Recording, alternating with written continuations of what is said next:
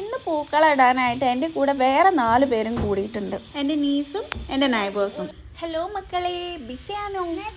എല്ലാവരും പൂക്കളിടാനായിട്ട് വളരെ എക്സൈറ്റഡ് ആയിട്ട് നിൽക്കുകയാണ്. Good girls.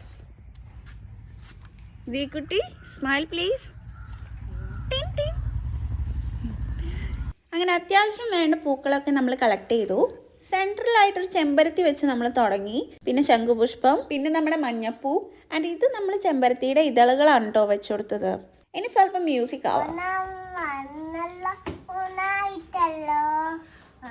കോഴിയുടെ ഉണ്ണിച്ചാടി മറഞ്ഞല്ലോ.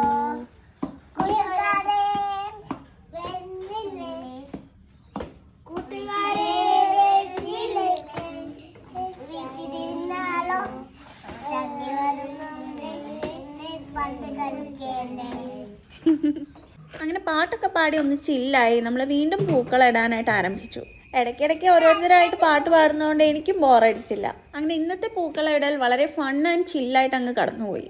വീഡിയോ ഇഷ്ടപ്പെട്ടെങ്കിൽ please to like, share and നാളത്തെ പൂക്കളത്തിനായി സബ്സ്ക്രൈബ് ചെയ്യൂ.